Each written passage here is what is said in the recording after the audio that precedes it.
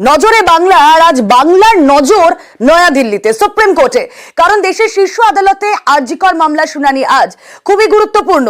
এর আগে 9 সেপ্টেম্বর শুনানি হয় আপনারা জানেন, আর 10 সেপ্টেম্বর বিকেলের মধ্যে জুনিয়র ডাক্তারদের কাজে যোগ দেওয়ার নির্দেশ দেয় শীর্ষ আদালত। তারপরেও কর্মবিরতিতে অনড় ছিলেন আন্দোলনকারী জুনিয়র চিকিৎসকরা। এর মাঝে 2 দফায় তাদের সঙ্গে মুখ্যমন্ত্রীর বৈঠক ভেস্তে যায়।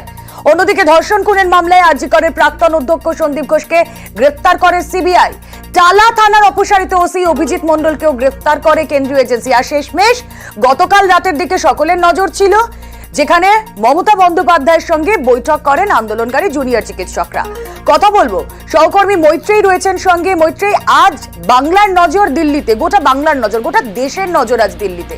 তার কারণ এই যে সুপ্রিম শুনানি, তার উপর অনেক কিছু নির্ভর করছে। কিন্তু আজ সুপ্রিম শুনানির আগে বেশ কয়েকটা ডেভেলপমেন্ট কিন্তু গত এক সপ্তাহে হয়ে গিয়েছে মৈত্রেয়ী।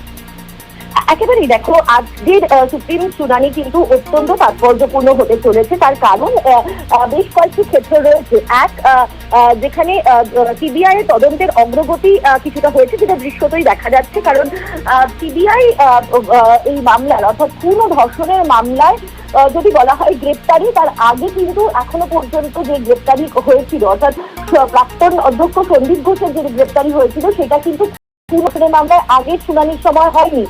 এবার পুরো ধর্ষণের ঘটনায় কিন্তু তথ্য প্রমাণ লোপাটের অভিযোগে তাকে গ্রেপ্তার করেছে সিবিআই। ইতিমধ্যেই গ্রেপ্তার হয়েছেন টালা থানার অপসারিত ওসিও। ফলে সেই জায়গায় দাঁড়িয়ে একদিকে তদন্তের অগ্রগতির যেরকম একটা দিশা দেখা যাচ্ছে, তার পাশাপাশি কিন্তু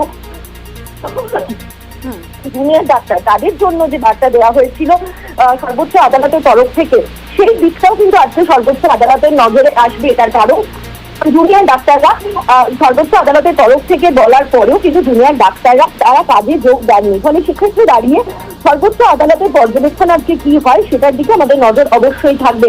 যদিও গতকালই জুনিয়র ডাক্তাররা একটি সাংবাদিক সম্মেলন করেছেন এবং সেখানে তারা বলেছেন যে সর্বোচ্চ আদালতের তরফ থেকে তাদেরকে বলা হয়েছিল যে তাদের নিরাপত্তা যদি সুনিশ্চিত করা হয় তাহলে তারা কাজে যোগ দেবেন।